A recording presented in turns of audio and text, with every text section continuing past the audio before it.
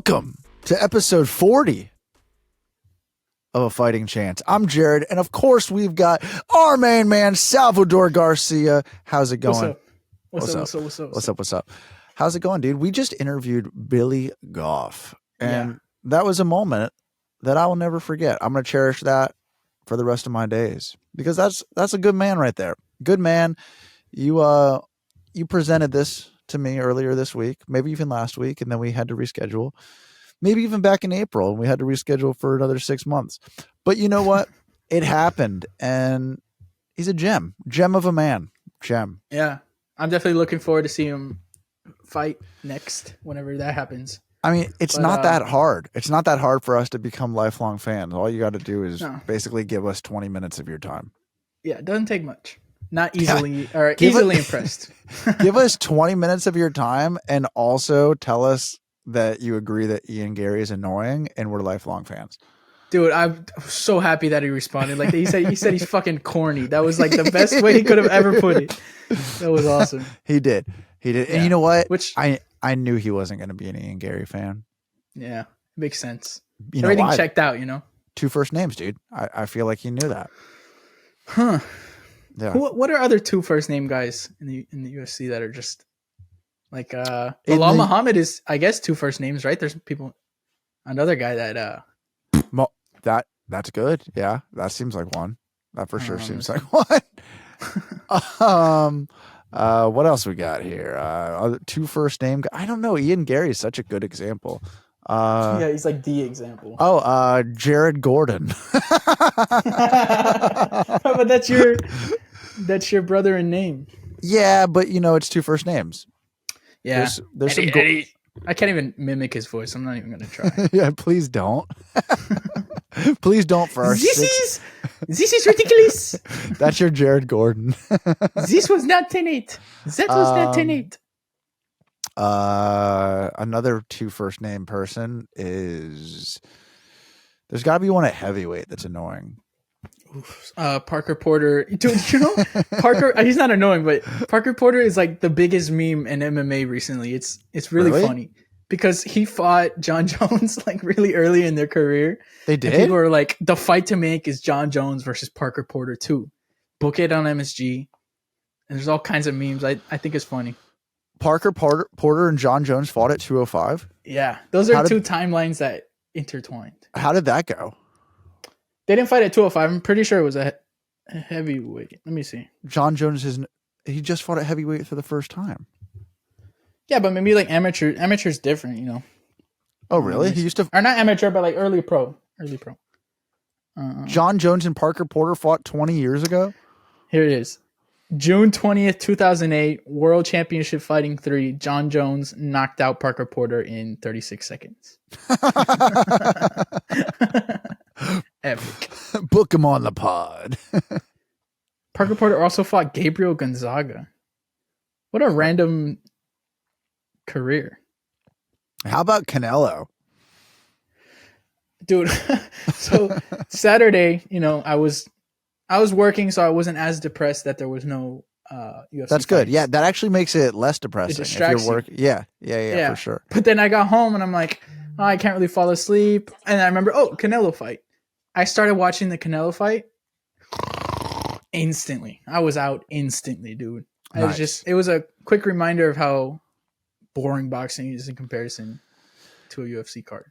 It's not just the fight, though. It's the whole event. It's it's the announcers, it's the commentators, it's Stephen every F. aspect. Spinoza. Yeah, it's every aspect of it is just a snooze fest. Yeah, they take too long. The announcer guy is weird. Dude, it's very true how boring it is because even like YouTube influencer boxers, like their boxing events are actually more entertaining than professional boxing matches. Yeah, at least in like the production value wise. Right. No, it's more fun. Moves a little faster. Yeah. It's more fun of a night. Yeah, or even like these DAZN cards that aren't influencer, but they're, like I'm pretty sure Ryan Garcia versus Tank was on DAZN, if I'm not wrong. Yeah, but that's still not as much fun as Logan Paul versus Dylan Dennis fight. I don't know, dude. I thought I was way more excited for Tank and Ryan than Logan Paul. Dude, I can't stand Logan Paul. I don't like. I really Me don't neither. know. He is truly annoying. Like Jake Paul doesn't bother me. Logan is very annoying. Everything he says is condescending. There's like I just feel like he's very condescending. I feel like he's a 30-year-old man who just wants to be liked by kids, and I find that strange. Oh, interesting point. I never thought of it like that. What He do you also think? recorded a dead body. That doesn't bother me though. Like The guy's morals are a little up there. Yeah, but I don't care about morals. I care about somebody wanting to just be liked by kids, Yeah. and not for I moral mean, reasons. he acts like he's 14. It's pretty corny. Do you like wrestling at all? Like pro wrestling? Yeah. Did you ever like it? When I was younger, I was into it. And then I got into Lucha Libre, which is like the Mexican. I forget the name of the organization, but I followed that storyline for a little bit. That's the one And then I Jack grew Black up. was in, right? That's Nacho Libre. Dude, Nacho Libre, I'm not gonna lie, is one of the greatest films of all time. Okay, so I watched that movie when I was really young, I think in theaters or something, and it really just it wasn't the right night. And I left being like, oh man, that sucked. But it's so funny because I love Jack Black. Like he is so funny in movies. And I've heard that is one of the funniest movies ever. It is. Dude, like, and I think what? At like its time, like that time that it came out, it was kind of there wasn't anything like that. It was kind of obscure, not obscure. Right. Yeah. It was absurdist. It was, it was just like really goofy. Well, it's the same kind of thing as like Napoleon Dynamite. Like if you watch it at the right time, it's the funniest movie you've ever seen. If you watch it at the wrong time, it's like, what am I doing right now? Exactly. And they appreciate it in value over the years. Like their fan bases have only grown. Do they really do? Because when I was younger, I was like, Napoleon Dynamite sucks. And then now I'll sit in front of it and be like, this is the most brilliant movie ever constructed. You know the part where his uncle throws the steak at him? Yeah. That was a real, like that shot that they got is him actually getting fucking smacked in the face with a piece of steak. Dude, And even the sound effect is the actual sound of it slapping his face. I think Pedro is the greatest character in any movie. Really? He's up there. He's up there. So is the dude in Nacho. He's like, I believe in science. All right, I need to rewatch Nacho Libre then. Do it, bro. I watched it maybe 6 months ago and had the whole fam laughing. The problem is Emily and I will lie down to watch a movie, and this has happened twice in the last 5 days. So we'll watch the movie. I'll make it for like 15, 20 minutes.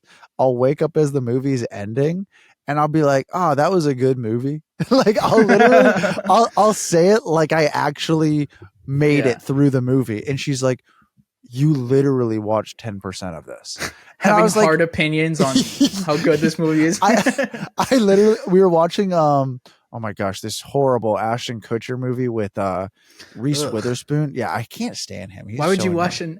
Why would you pick that? I don't know. It was just late at night and she picked something and I was just like, all right, fine. And like, it was actually not that bad. And I was kind of like, I was kind of into it a little bit. And then I was like, oh yeah, the scene when he's in the car with the kid. And she's like, that was an hour and a half ago. You're watching Charles Oliveira highlights. Yeah. The champion has a name. It's Charles Oliveira. Yeah, I'm terrible. I can't last, Sal. What can I do about that? I mean, that's a that's a deep question. It is. But speaking of, we've got some fights coming. Parker Porter. Goat. Do you think speaking of, Bobby Green is going to last without Grant Dawson? Dude, I haven't really thought about this matchup just because of the little stall in cards. But the more I think about it, I don't think it's too far fetched that Bobby Green could go out there and starch Grant Dawson. All right, I want to go through this before we say that. Let's go through Grant Dawson's last 5 fights. Can we do that? Very weird career. I think so too. Very That's weird. why I think we need to remind the people of who Grant Dawson is and his accomplishments. Let's look back. 5 fights ago, he's fighting Leonardo Santos. Close fight, goes all 3. And then at the last second possible, gets a TKO. Grant did? Nice. Grant did. Okay. And then look at next fight. He's going against Ricky Glenn. You know, Okay. a name. He exists. And he went to a draw with Ricky Glenn. Okay. So you're like, at this point, you're like, okay. And I'm pretty sure he missed weight for that fight. So it's like, all right, what's going on here? You know, like, is this guy legit or not? Then he submits Jared Gordon, rear naked choke, 3rd round. Then he submits Mark Madsen, who had a lot of hype coming in, Olympic level wrestler, out wrestles Mark Madsen. And then his last fight, he dominated Damir Ismagulov, who was, I mean, talked about like he was going to be champion. Yeah. So to your point, last 5 fights have been absolutely wild for this man. And people that we respect, like Koinana Moicano, talk about this guy like he is one of the greatest training partners to have, like one of the best grapplers that people have ever seen, Sal. Yeah, Mauricio trains with him, who we had on the show. Yes, he's one of his training partners. But yeah, dude, I mean, and you can see it too. Like he is very, very high level. Mm-hmm. Maybe not the most exciting, but he's growing. You know, it's a new division relatively for him. He started at 45, but I mean, he's 20-1. He's 20-1. Yeah, dude, at 155. Who's his loss to?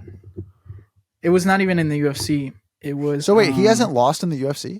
No, he's 8-0 with 1 draw in the UFC. Why? Why such a?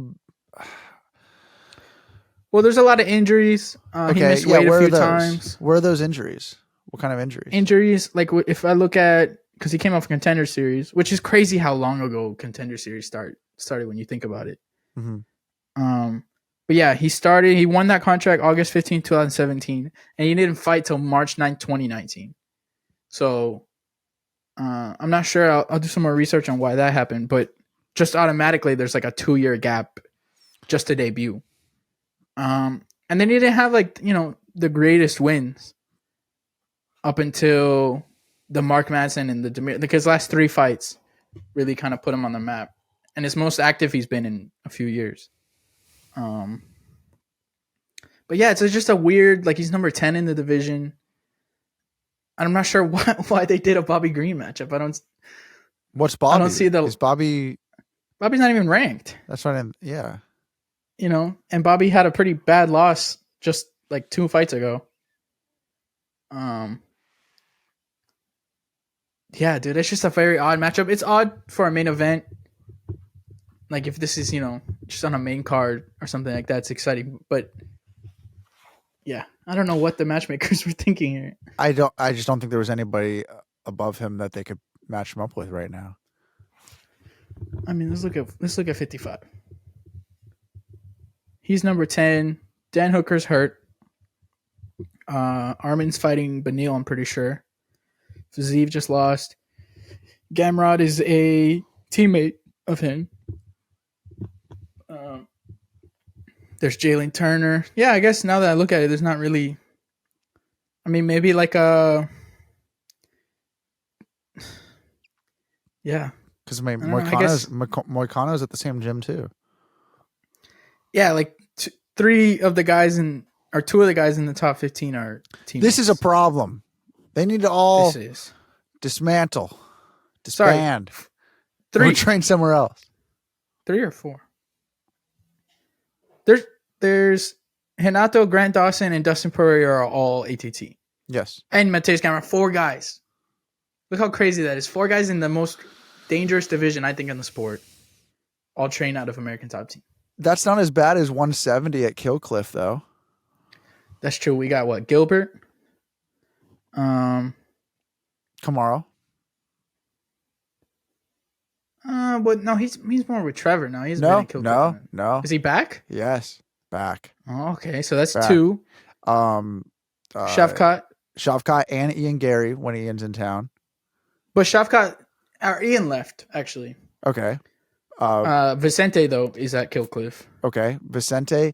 Ian was there. You just said Shavkat. So that's 4. Brendan Allen.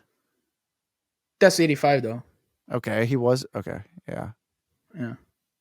Was he a 70? I don't know. Whatever. Yeah, We're just going to say Brendan Allen. But yeah, interesting fight coming up. You want to do some main event picks or main card picks? Sure. Yeah. Walk me through it. Let's do it. Alex Hernandez, Cowboy Cerrone's worst nightmare, is fighting Bill Algeo. I like Bill Algeo, man. I really do. You picking him? Yeah, picking him. Oh, I like that one. Yeah. Then we got this guy's been talked about a lot to get shot at the rankings, but Felipe Lins and Ian Cutelaba, the Hulk. You don't like Ian Cutelaba? I don't mind him. I think he's just. I think I'm salty that he knocked out Khalil when Khalil had all that momentum from the Eric Anders fight. Let's go with Felipe Lins then. Yeah. For you. Thank you. I appreciate it. Yeah, man. Then we got Drew Dober, Ricky Glenn. I didn't even know Drew Dober was on this card. I had no idea Drew was on this card.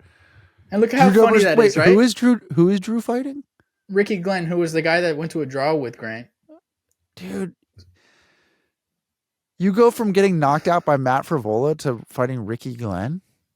And the funny thing is you go from knocking out the guy in the main event just a fight before that, and now you're on his undercard. Like, dude, MMA math is ridiculous. It's crazy because Drew, in a different world, could have been getting closer to the title. Like, really close to. Yeah.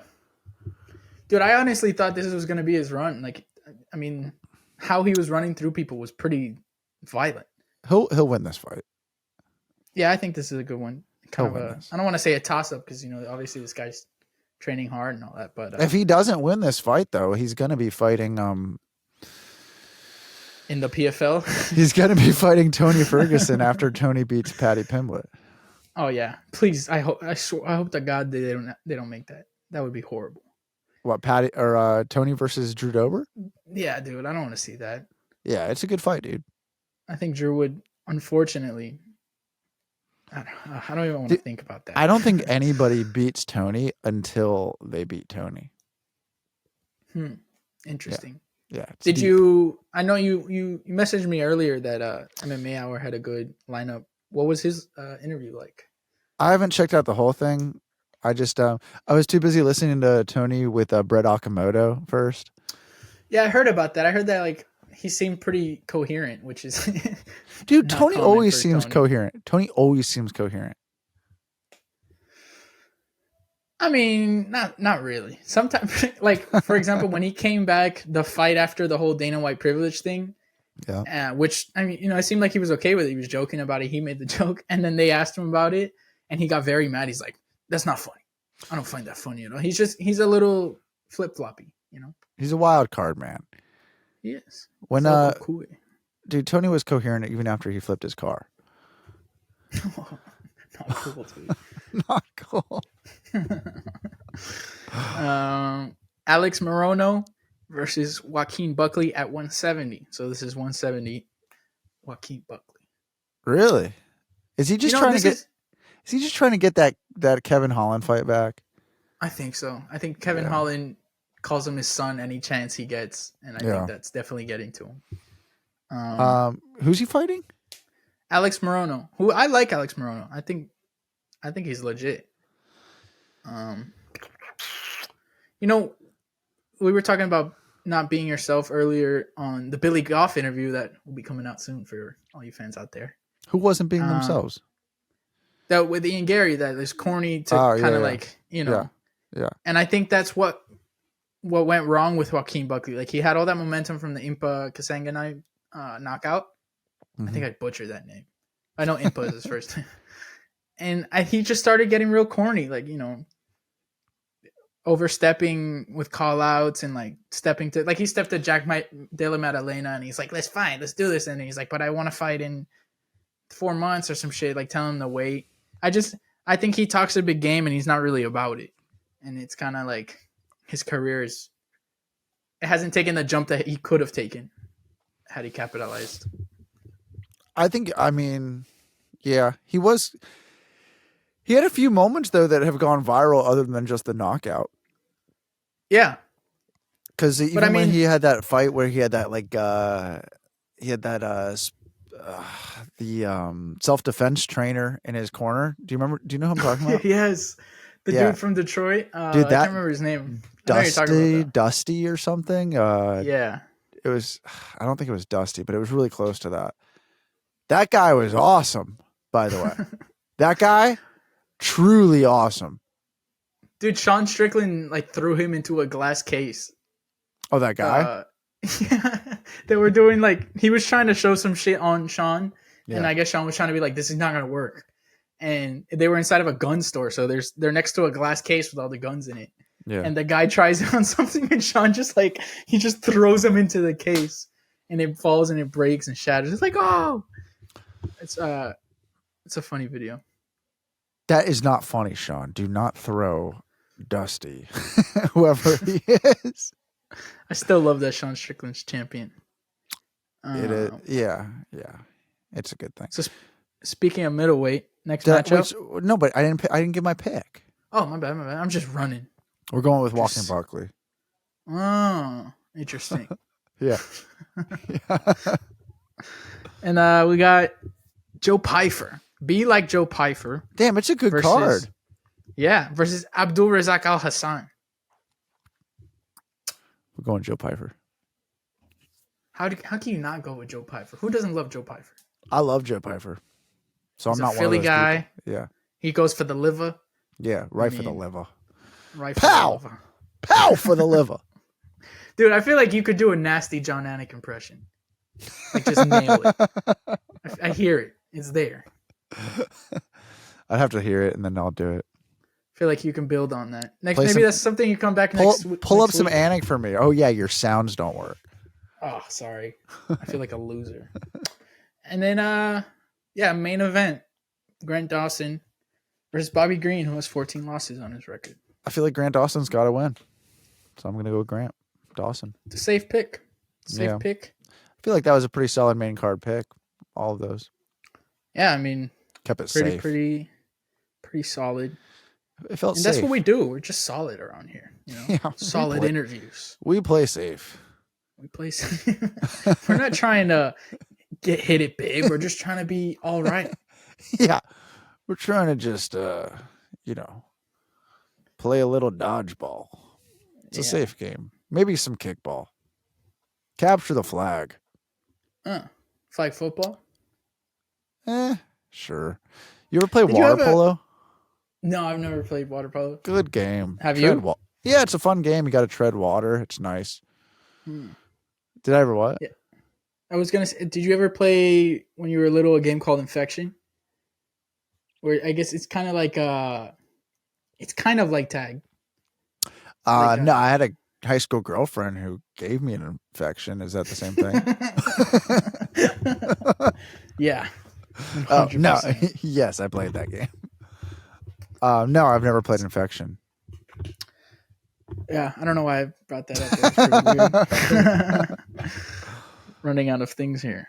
It's okay, man. It's okay. We just we gave it our all with that interview. Yeah, but you got anything? I think there's some bonbons inside. I might go eat one of them. How's your food been lately? I know you told me you've been cooking up.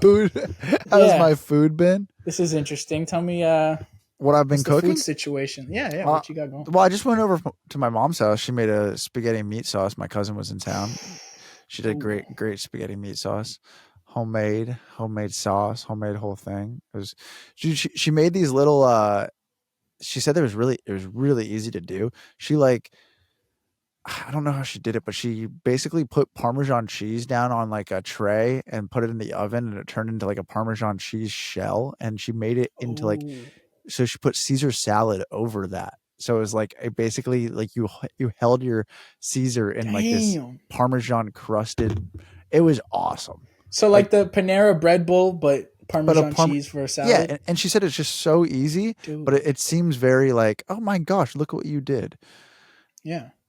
Dude, yeah, it was really cool. I've maintained throughout my life that there is not. I bet you can't name 2 meals better than spaghetti with meat sauce and some garlic bread. Dude, yeah, this had like breadsticks with it. Like, and they It's an had all-time meal. it is. It is. It's hard to beat. It makes you feel you can't overeat it. If you No. have I mean you can because you could go back for 2-3 bowls and then you're gonna feel disgusting. But if you eat the right amount of it, Yeah. you're not gonna break the bank. It's gonna feel good. It's gonna feel good Dude, on and the mind, the body, the soul. there's always leftovers for days. Dude, that's the Just thing. for days. That's the thing about it too. You can make like spaghetti and meat sauce is like you take a few packs of ground beef and with some spaghetti, it's like you could feed 20 people off Yeah, of bro. $10. Like And they'll like all be happy. They'll all yeah, be really happy. yeah, I know it's ridiculous. Like throw in some garlic knots, throw in some garlic bread, Mm. and it's like you could literally feed 15, 20 people off of probably $20 or $30. Nowadays, you throw in some fentanyl, and I mean, All right, goodbye. My goodness, that segue. yeah, I'm running out of things here. All right, dude. Go do Trying to another reference things. go do another video that gets us some more subscribers. Yeah, everybody go check out our newest video on Dana White. Check out the Yeah, rematches I'm video. very proud of Sal, so please keep tooting his ego. And do you still do the guitar stream? Yeah, dude. I stream Dude. every day on Twitch, which is it's a horrible place, but It's a dark and twisted realm. it's very it's a tough spot, man, because you're competing with so many people. I've got a nice community there of very interesting people like myself. And I'm starting to, because I think I'm like, why are all the people who come and watch me so damn interesting? And the reason is because I feel like they feel like I'm also very interesting. And we're choosing to use the word interesting because it's a global word. Interesting. Right. Yes. But it's a nice way to say weird. It is a very nice way of saying weird. But you know what? If I've got weird people watching me, it's because I'm fucking weird. So I get Dude, those are the best people. Dude, they are. And no, it's a good community. And the thing is, dude, streaming is tough, but you gotta find ways to change it up. And I think that's kind of what I'm going through right now, because I'm like, I feel like I do the same thing every single day. And it's like, cool. Sometimes you'll get new people, you get the same people. But if it's not feeling exciting for you, there's no way you're going to be able to give people like worthy, valuable content. And I think at the end of the day, like, it's like you can go through the motions and give good stuff, but if it doesn't excite you, it's not going to grow. And so like right now I'm like in this like weird place of like, because I love it. I love the conversations. I love the chat with people who come there all the time. But I just if it's not something that I'm excited to do every single day, like it kind of went from like, cool, I do this like 4 hours a day, 5, like kind of like a good amount of time throughout the day, to like now it's like, all right, around an hour and a half. I'm like, oh, okay, guys, see you later. I want some Doritos. Like, but no, seriously, it is. But you know, I still make the time, because I've put a lot of time into it, and I do find the value of.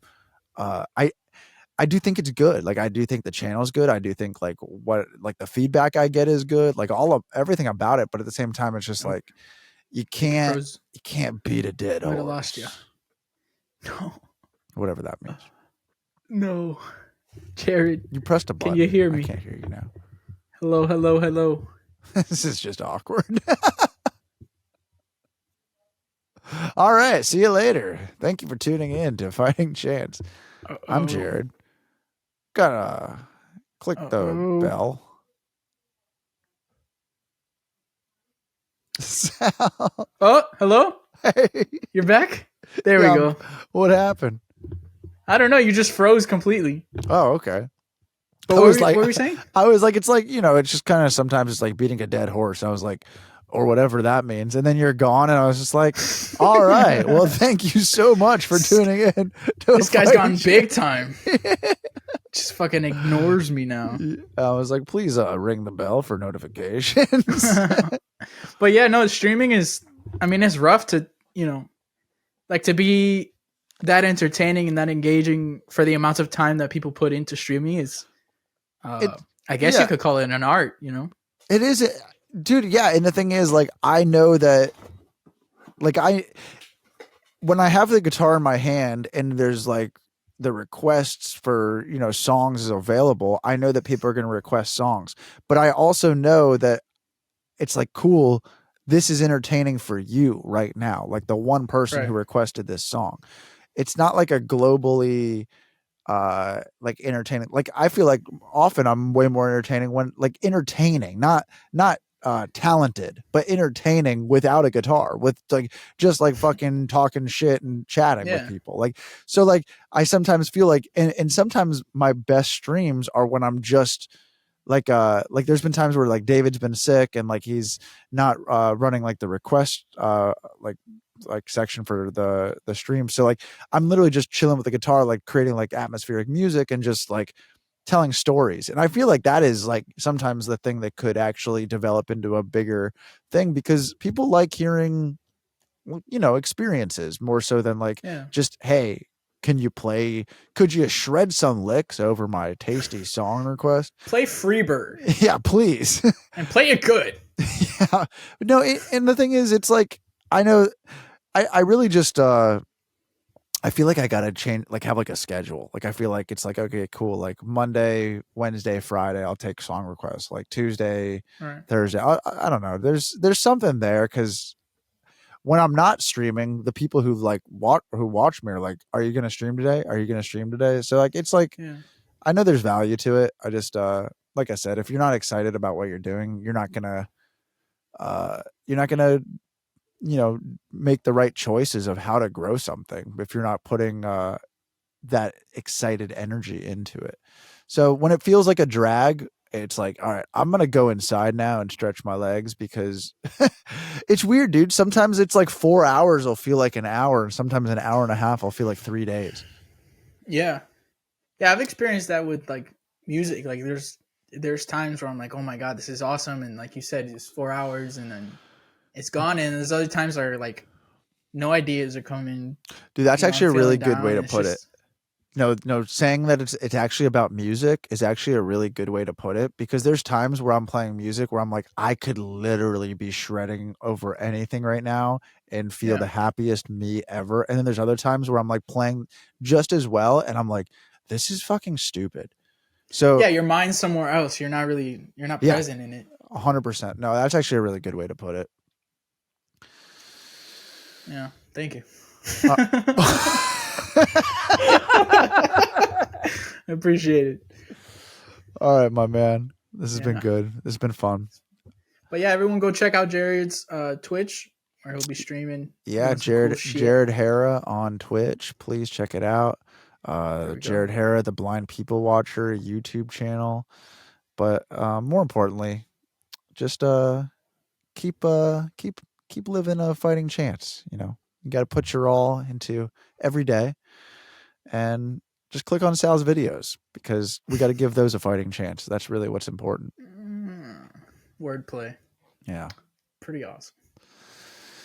Have a great rest of your night, my friend. And you too, my man. Book some more guests, because that was good. Yeah, everyone keep an eye out for the Billy Goff interview coming out soon. Dropping soon. Great stuff. And Billy. we'll see you next week. Peace.